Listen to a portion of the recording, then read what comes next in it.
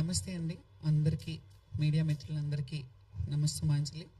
And ఈరోజు ఇక్కడికి వచ్చిన శివశక్తులకు కానీ మా లీగల్ అడ్వైజర్ సాయి కృష్ణ ఆజాద్ గారు అండ్ అందరికీ నమస్కారం.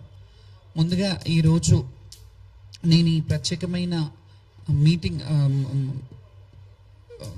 ప్రెస్ మీట్ ఎందుకు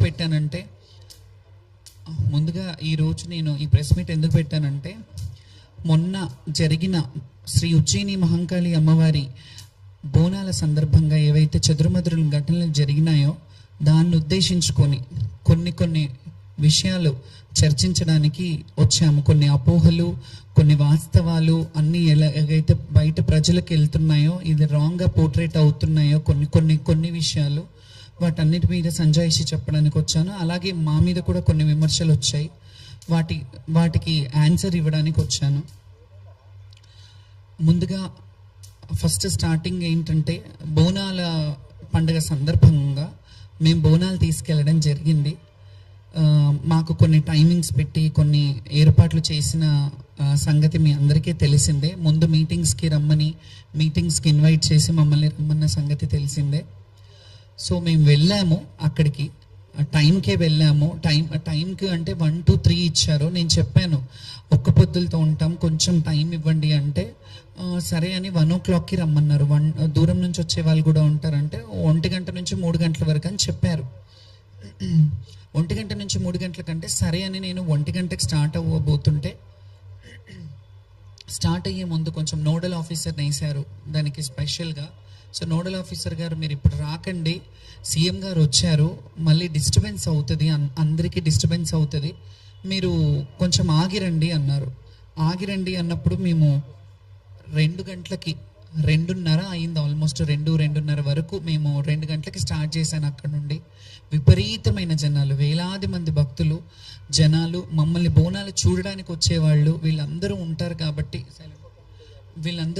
కాబట్టి మేము ఆ టైంకి సరే, సీఎం గారు వచ్చినప్పుడు ఆయన రాష్ట్రానికి అధినేత, చీఫ్ మినిస్టర్ కాబట్టి ఆయనకు ఆ రైట్ ఉంటుంది కాబట్టి ఆయన వచ్చిన టైం ఆగమన్నప్పుడు ఆగాము, సమంజసమే. కానీ మేము ఆగినప్పుడు మేము మళ్ళీ వాళ్ళు వెళ్ళిపోయాక మమ్మల్ని ఏ టైంకి అయితే రమ్మన్నారో ఆ టైంకే వచ్చాము.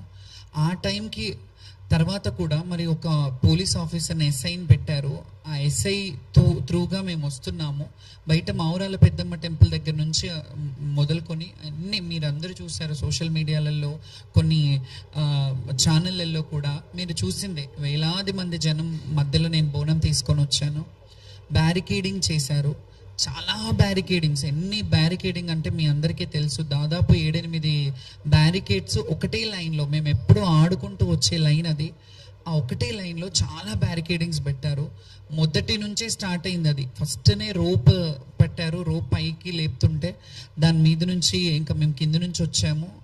ఇవన్నీ పక్కన పెడితే మీడియాలో వస్తున్న media in the sense social మీడియాలో వస్తున్న అవాస్తవమైన మా మీద దుష్ప్రచారం ఏం జరుగుతుందంటే, శ్యామల బోనం పడిపోయింది అని చెప్పారు. ఇది శ్యామల బోనం పడిపోలేదు, ఎప్పుడు పడలేదు, అలా పడొద్దని కూడా భగవంతుని కోరుకుంటాను. ఎప్పటికీ ఆ అమ్మవారి శక్తిని ఇవ్వాలని కోరుకుంటాను. ముందుగా ఈ మాట అయితే క్లియర్ చేస్తున్నాను, నా బోనం పడిపోలేదు. అండ్ నేను ఎక్కడ చెప్పలేదు నా బోనం పడిపోయిందని. ఇది వాళ్ళే కొన్ని ఛానళ్ళల్లో, కొన్ని యూట్యూబ్ ఛానల్స్లలో కావచ్చు, సోషల్ సైట్స్లలో కావచ్చు, సోషల్ ప్లాట్ఫామ్స్లో కావచ్చు, వాళ్ళే ఇట్లా బోనం పడిపోయింది, అట్లా జరిగింది, ఇట్లా జరిగిందని చెప్పారు. నా బోనం ఎక్కడా పడలేదు. కాకపోతే ఎప్పుడు వచ్చే విధంగా మాత్రం రాలేదు. ఆటపాటలతో, దప్పు వాయిద్యాలతో అట్లా వస్తుంటే చాలా బ్యారికేడ్స్, అంటే ఒక దగ్గర వదిలేరు, మళ్ళీ ఇంకో దగ్గరకు వచ్చేసరికి ఇంకో బ్యారికేడ్. మీరు చెప్పినట్టు మాతో 5 మందిని పంపిస్తానంటే అది కూడా పంపించలేదు. ఒకరిద్దరినే లాస్ట్ వరకు, ఒకరినో ఇద్దరినో పంపించారు. ఒడిబియ్యం మిస్ అయిపోయాం మేము అక్కడే, ఒడిబియ్యం కూడా వెనక్కి అయిపోయినాయి. సరే ఇవన్నీ అయ్యాయి, సంతోషంగా వాయిద్యాలను పెడతానన్నారు. ఇదంతా తర్వాత చెప్తాను. ఫస్ట్ బోనం పడిపోయిందా లేదా అనే క్లారిటీ ఇస్తా. బోనం పడలేదు. ఇప్పటి వరకు అయితే నా ఇన్నేళ్ల చరిత్రలో, ఇన్నేళ్ళు నేను బోనాలు ఎత్తుతున్నాను, ఎప్పుడు పడలేదు. సో ఈసారి కూడా పడలేదు. కాబట్టి నా ఫ్యాన్స్కి, నన్ను నమ్ముకునే భక్తులకి, వీళ్ళందరికీ నేను ఈ విషయంగా మీకు చెప్తున్నాను ఈ ప్లాట్ఫామ్ విధంగా. ఆ వీడియోస్ కూడా పెడతాను, నేను నా ఇన్స్టాగ్రామ్లో పెడతాను.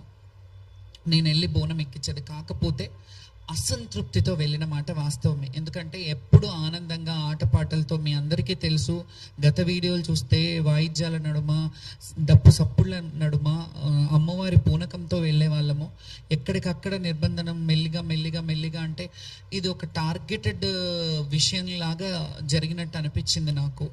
ఎందుకంటే ఇందులో జరిగిన తప్పిదం ఏంటంటే, మాకు యాక్చువల్లీ పోలీస్ డిపార్ట్మెంట్ నుంచి ముందుగా ఒకరోజు ముందు కాల్ చేశారు. వెళ్ళాం, మీటింగ్కి రమ్మనంటే వెళ్ళాం.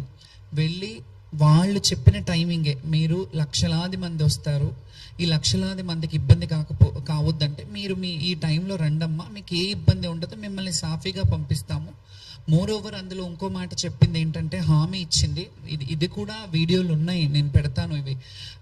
వాళ్ళు ఏం హామీ ఇచ్చారంటే, బ్యారికేడింగ్ పోలీస్ స్టేషన్ ఎక్కడి వరకు ఉందో అక్కడి వరకు మీ వాయిద్యాలతో రండి, అక్కడి నుంచి లోపల వరకు మేము పెడతాము, కల్చరల్ డిపార్ట్మెంట్ నుంచి మేము కల్చరల్ టీమ్ని పెడతాము, ఆ వాయిద్యాలతో మీరు వెళ్దురు కానీ ఎవరు వచ్చినా మీకు ఘన స్వాగతం పలుకుతాము అనే మాట చెప్పారు. ఆ ప్రపోజల్ మేమే అంతకుముందు ఉన్నప్పటి నుంచే పెట్టాము. గతంలో మంచిగా జరిగింది, మంచిగా జరిగినప్పుడు మంచిదని చెప్పాము, బాగాలేనప్పుడు బాగాలేదని చెప్తాము.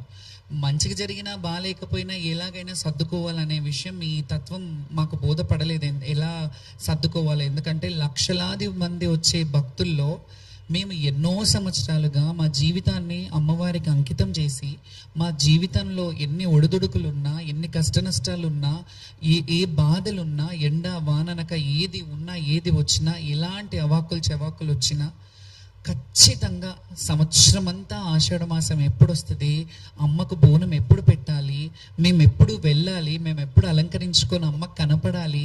ఎందుకంటే అలంకార ప్రియురం మేము, మా జీవితాలే అమ్మవారి సేవకు అంకితమైన వాళ్ళము. ఈ అలంకార ప్రియులం అనే ఇదిని మేము అమ్మవారిని ఆవహించుకొని అలా అలంకరయ్యి చక్కగా అమ్మవారికి మమ్మల్ని చూసి సంతోషిస్తుందేమో, అమ్మ మమ్మల్ని, ఆ బిడ్డలు వచ్చారు, నా బిడ్డలు చక్కగా వచ్చారు. ఎప్పుడైనా ఒక తల్లికి బిడ్డను చూసినప్పుడు వాళ్ళు చక్కగా ఉన్నారు, వాళ్ళు మంచిగా ఉన్నారంటేనే, వాళ్ళు హెల్త్గా వెల్త్గా అన్ని విధాలుగా బాగున్నారంటేనే అమ్మకు ఆనందం. అట్లాగే మేము అమ్మ బిడ్డలం కదా, మా తల్లిదండ్రులు అది ఉన్నా జీవితంలో వివక్షతకు గురైన జీవితాలు మావి. ఎవరికీ తెలియదు మా లొసుగులు ఏముంటాయి, మా మంచి చెడ్డలు ఏముంటాయి, మేము ఎలా అనుభవిస్తుంటాం, మా జీవన విధానం ఏంటి, మా జీవన శైలి ఏంటి ఎవరికి తెలియదు. మేము అలంకారం చేసుకొని వస్తాం, వాళ్ళకేంటి అన్నట్టు ఉంటారు. కానీ మేము కూడా ఎవరి ముందు అలా ప్రొజెక్ట్ చేయొద్దు అనుకుంటాం.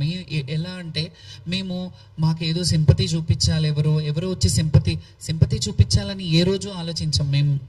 మేము స్ట్రాంగ్గా, మా హక్కు, మా రైట్ ఇది, బోనాల కల్చర్ని రిప్రజెంట్ చేయడం మా హక్కు. బోనాల పండుగని ముందుకు భావితరాలకు చూపించాలి. ఈ కల్చరల్గా హిందుత్వంలో ఉన్న ఈ బోనాల పండుగ ఏదైతే ఉందో, బడుగు బలహీన వర్గ బిడ్డలు ఏదైతే చేసుకుంటున్న పండుగ ఉందో, ఈ పండుగని మేము చూపించడానికి ముందు భావితరాలకు చూపించాలి. ఇలా ఉంటాయి దేవాలయాలకు కట్టుబడి, మేము దేవాలయాలకి ఎలాగైతే మేము కట్టుబాట్లు ఉండి కొన్ని దేవాలయాలని ప్రమోట్ చేస్తున్నాము, అవన్నీ గతంలో చూసినట్టయితే ఇన్ని వేల లక్షల మంది వచ్చేవాళ్ళు కాదు కదా. కొంతవరకు జనాలు వచ్చేవారు, జాతర అంటే జాతరలా జరిగేది. మేము ఎంతమంది 2004 పేపర్ కటింగ్స్ కూడా చూపిస్తాను.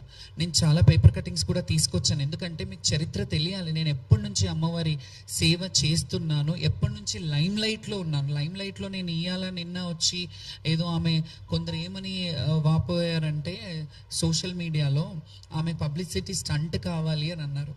పబ్లిసిటీ స్టంట్ కావాలంటే ఈ ప్లాట్ఫామ్ అక్కర్లేదు. నేను 2011లో వీరంగం అనే సినిమా చేశాను. నేను అందులో హీరోయిన్ని. అందులో జోగిని వ్యవస్థ గురించి నేను పెట్టాను. నాకు లైమ్ లైట్ కొత్త ఏం కాదు, నేను పుట్టి బుద్ధిరిగినప్పటి నుంచి లైమ్ లైట్లోనే ఉన్నాను. నేను పుట్టి మా తల్లి ఒళ్ళో ఉన్నంత వరకు మా తల్లి లైమ్ లైట్లో ఉన్నాను. మా తల్లికి నేను ఫెమిలియర్. తర్వాత నేను ఊహ వచ్చినప్పటి నుంచి ప్రజలకు ఫెమిలియర్, జనాలకు ఫెమిలియర్. నేను ఇట్లా ఫెమిలియర్ పిచ్చి కానీ ఇంకేదో సోషల్ స్టంట్స్ చేయాలంటే నాకు చాలా వేస్ ఉన్నాయి. నేను అవి ఎంచుకోలేదు ఎప్పుడు. నన్ను నేను తగ్గించుకొని, నన్ను నేను అంటే అనుభవము వయసు అనేది కూడా అంటారు కదా, అది వచ్చిన కొద్దికి నన్ను నేను చాలా కంట్రోల్డ్గా, స్టేబుల్గా నన్ను నేను ప్రదర్శిస్తాను ఎవరి ముందు అయినా. ఎందుకంటే గతంలో చూసినప్పుడు చిన్నతనంలో చాలా సందర్భాల్లో దాన్ని ఇంటర్వ్యూలలో కూడా ఏడ్చేదాన్ని. చాలా స్ట్రాంగ్గా ఉండడానికి ప్రయత్నిస్తాను, ఉంటున్నాను కూడా. ఎందుకంటే మనం చూసి 10 మంది నేర్చుకుంటారు అనే దాన్ని బట్టి. సో దీంట్లో ఓవరాల్గా ఇవన్నీ చెప్పడం కంటే ఆ పోలీస్ డిపార్ట్మెంట్ వాళ్ళు పిలిపించి మమ్మల్ని మీరు ఈ టైంకి రమ్మన్నారు, ఆ టైంకి ఎస్ఐని పెట్టారు, వాళ్ళు కదా బాధ్యత వహించాలి, పోలీసుల మీద మేము ఇట్లా ఎందుకు చేశారు, మీరు ఇది కరెక్ట్ కాదు కదా అని అన్నాము. నెక్స్ట్ డే బోనాలు పడిపోయిన వాళ్ళే, కొందరు బోనాలు పడిపోయినాయి అని చెప్పారు.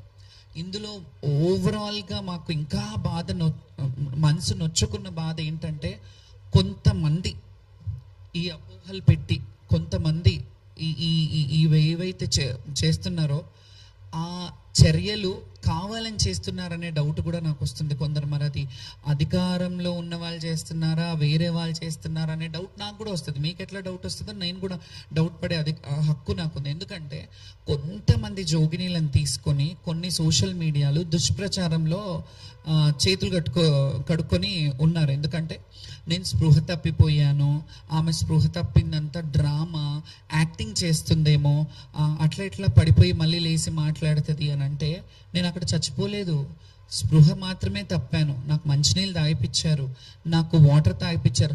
యాక్చువల్లీ ఇంకొక విషయం చెప్తున్నాను, నేను ఈ క్వశ్చన్లన్నీ జనాలు తెలియాలని నేను ఈ ప్రెస్ మీట్ పెట్టాను.